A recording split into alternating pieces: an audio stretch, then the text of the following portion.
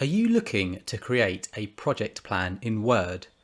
Well, if that's the case, then you've come to the right place, because today I'm going to be showing you exactly what you need to do from, as you can see, a blank sheet, a brand new fresh Word document that I've got open in front of me here today. Now, if you want to save yourself a little bit of time, I will drop a link in the description below, and that will enable you to basically buy this template. It's less than a cup of coffee. It would really help me support my channel, and it would also give you this template so you don't have to build it out yourself. You'll have it very, very quickly, and you'll have all the formatting in place as well. So it's going to save you a lot of time, and you can get that very cheaply. So just check out that link in the description below if that is something you're interested in. Other than that, let's get on to it. So the first thing I would recommend doing is changing the orientation of the page. So when you open up Word, it's going to be in this kind of view. So if you, at the top here, if you click Layout, find the orientation, and you want to basically change it to Landscape from Portrait. That's going to give you that extra space you're going to need. It's going to make things look a lot better for you as well. So that's the first thing I'd recommend doing. Secondly, what I would recommend doing is just putting a title at the top. So, just put project plan for, and then you could put whatever your project is. So, project plan for YouTube tutorial is what I'm just going to call this, and I'd kind of put that in bold, and I'd put that up a little bit there using this button here. That gives your page a title. Actually, we might want to put that in the header. Actually, that might save us a little bit of space. So if I've copied and pasted that, home, bold, and we'll put that up there. That's better. That gives us that little, it gives it that nice look as well. So what I would recommend doing is starting off with a table. So at the top of your project plan, you want to give any stakeholder or anyone who's viewing this project plan some information about what it is, who's working on it, and yeah, just some key information really. So to start off, I click Insert on the ribbon at the top, Table. Then I'm going to go by a 6 by 3. We can always change this in a moment. But here, I would just like to give some kind of key information. One option you could do is the project name is the first option. I've obviously put that in the header. You could do that, or you could put that kind of here. I'll show you what that looks like. It's completely up to you. And what we're going to need to do is formatting is going to be key to get this all on one page and to get it looking great. So we're going to put this down to 12. And we'll sort through the formatting as we go along. What I like to do as well is do some kind of theme colours. So I'll put this in like a nice grey, just so you'll see in a moment how it kind of differentiates it all out. So if I put that in there, then we don't need that, do we? But I'm just giving you some examples of what you can do just to change how it looks and what works for you. Next up, I would put in here, and another little tip is if you select that cell, all the data in that cell, I've double left click there, Format Painter. If I then put this down here, we should get, I should have done it the way around, sorry. So we'll put this in here. So next up, I would suggest putting in the project deliverable. What do you aim to achieve by doing it? So I've done the Format Painter and selected that. It didn't bring the colouring, so what I'm going to just quickly do is I'm going to do this, and we'll do this as well. So the main project deliverable in this case, obviously it's going to depend on your project, but this is going to be creating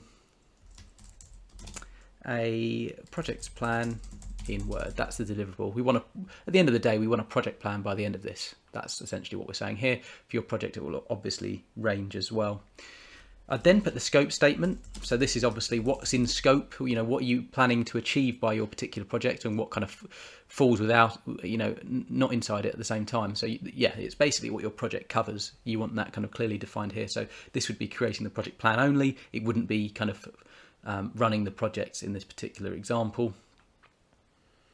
And then the other thing I would start to put in here is I'll do one more line actually. So I'm going to right click, Insert, Rows, below. I'm going to put in start date. So this will be the project start date. We'll put it in for today. So it's the 26th of March 2022. We could probably put this a little bit bigger actually. We could put the end dates in here. This could be planned. This could be the planned date if you don't know what the dates are going to be just yet. So you know, kind of prospective dates. That would be 14. Let's say it's gonna, you know, this project's gonna run to the end of the year. So we'll just put the 30th of December just for argument's sake. And this needs to come down a little bit. And then what you could put in this one is an overall progress. And I'm going to, so you see I'm using the Format Painter a lot. It's quite quick. It's quite a quick way of doing it. Of course, you know, this might be taking a little bit of time for you to watch, but you'll soon get the hang of it. What I'm just trying to create here, if you know, is the overall, all the key information at the top of the project plan. That's what you're going to want to do here. So I would just recommend doing things like this, really. You know, what I would then do actually, before I'm actually going to take this out, what I would do is I would merge these. So I'd merge these together, and then we could put that in like that. We then could merge these ones as well. So just selecting all of the cells, right click, and then merge. So that gives you those kind of options here. I'm going to do that on here as well. So you'll just see that I'm just making this look really, really nice at the top. Bring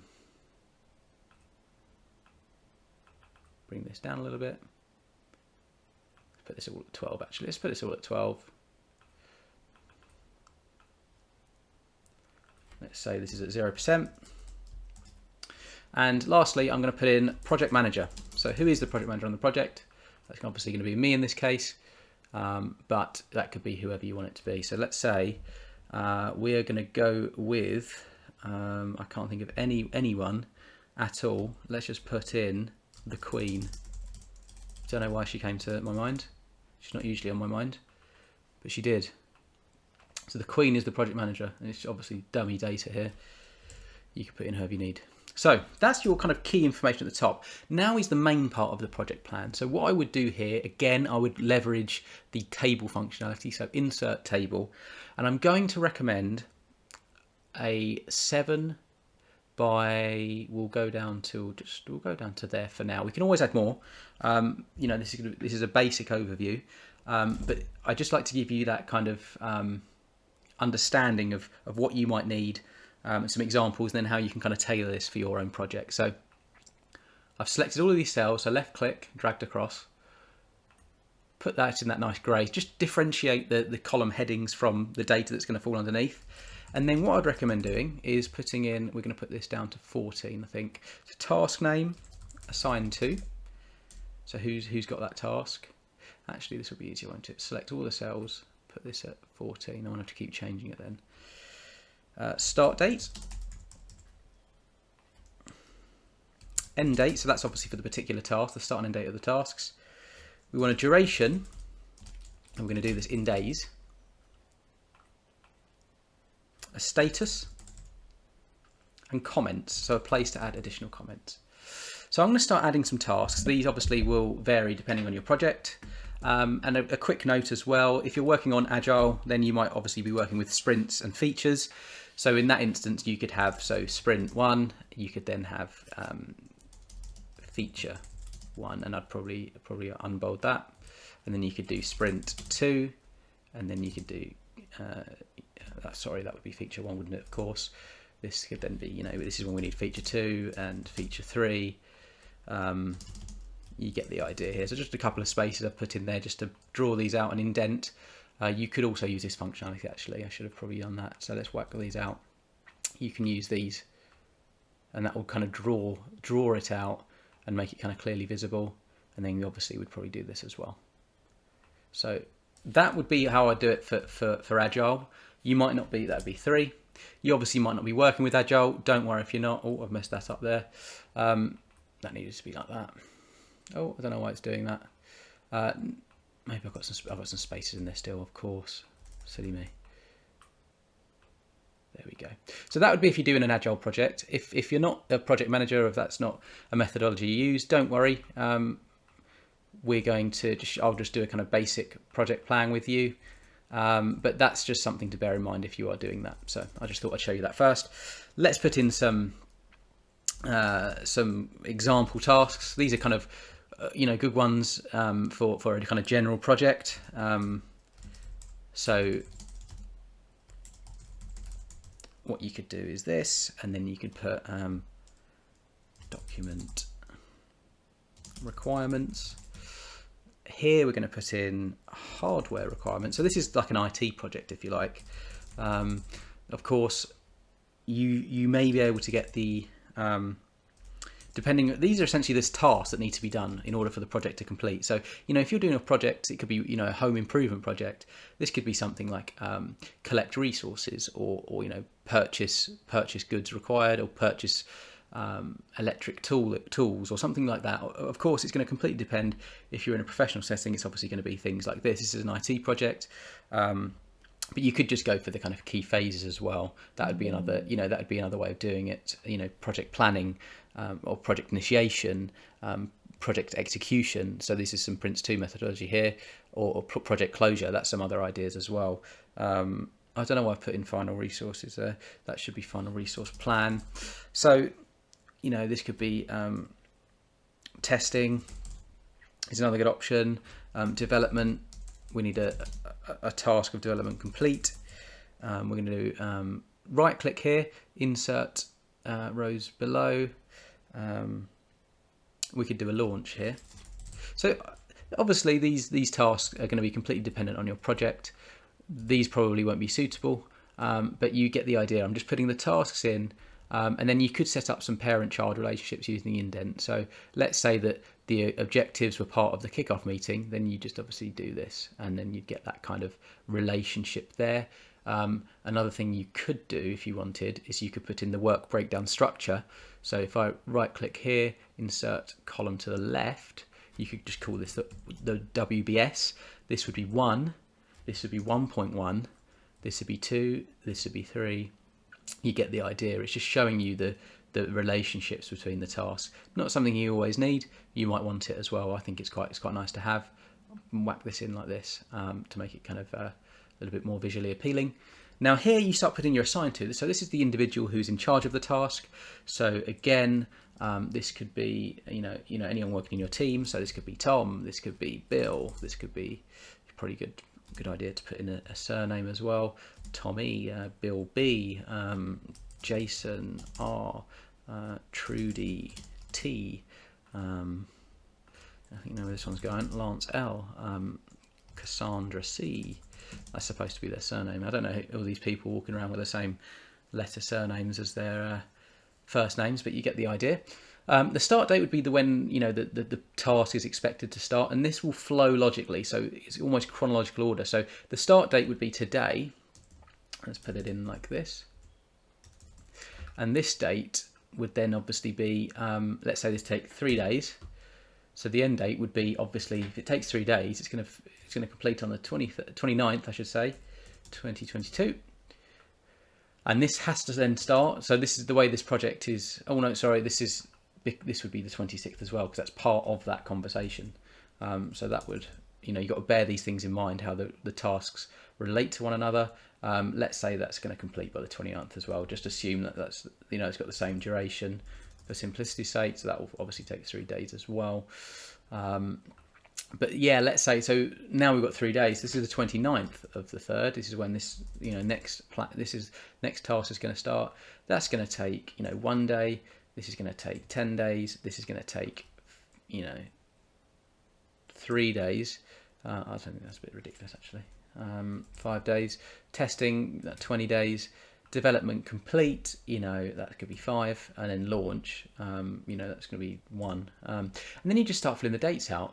And obviously these have got to align. So start date, end date, duration. So you could then start, the way I did this was obviously adding this to this. So obviously this is going to be the 30th of the 3rd, 2022.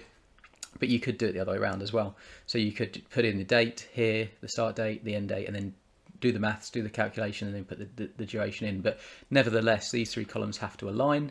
The status, so here I would recommend, you could have various different statuses. I would suggest something like in planning. I would suggest in progress. I would suggest overdue, and complete as well. These are the main ones I'd probably recommend. And what you could do here is you could put some color coding in. So you could, every time there's a status of in planning, it's yellow, and every time it's in progress, it is like a blue. Anytime it's overdue, naturally that would be a red. That's a bit bright, isn't it? We don't want that much. We'll go orange for this example, but maybe go red on your own project plan. And then complete naturally would be a green, wouldn't it? That's something like quite nice like that. And you've got this color coding, so therefore if if it was in planning here, then that would obviously be yellow again. I just want to give you that kind of idea. Use the same colors. So yeah, I've got to find it now. Why was it not doing that? So it's that one, isn't it? Third from the left. And then I'm not making it easy for myself, am I? But you get the idea, and you could use the color coding, and that just gives you that visual representation of the data. It's just really, really nice. And then lastly, we've got the comments. So here you can just add any comments that are kind of beneficial to you, just to give further context. So you could say like meeting with client to discuss scope and project requirements. If I can spell, don't need that in bold, and I'll probably make that smaller as well. And then once you've done that, you can start playing around with the kind of formatting in terms of size. So this is all probably quite big. I'd probably reduce this down actually. I'm going to get all of this down. It's a bit too much. We'll go 12 for now, and that just obviously makes things look a bit more visually better and easier to see. And the last thing I would recommend doing, so you could do this for all your tasks. They might not need comments.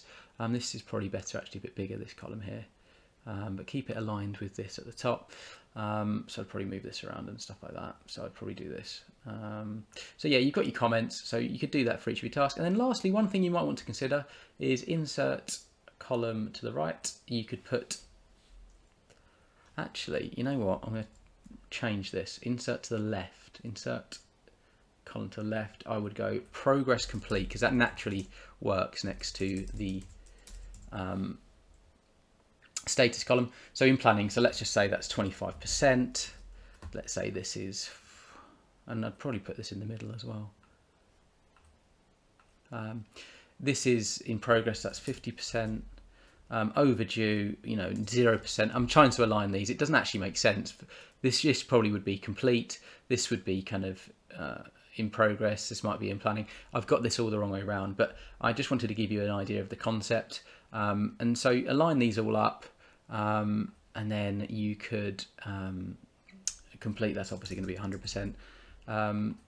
So yeah, get your kind of numbers in, and then you can run a calculation to give yourself an overall progress. So I haven't made this particularly easy, but let's just say the project is 25%, and you can add that. And then every time you come back to your project plan, obviously it's a working document, you can start to update. Make sure you update the overall progress.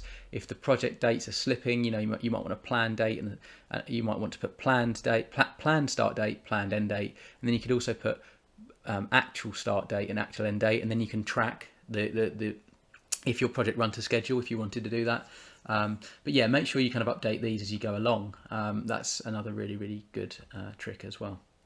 So that's how to really create a project planning Word. I hope this video was useful.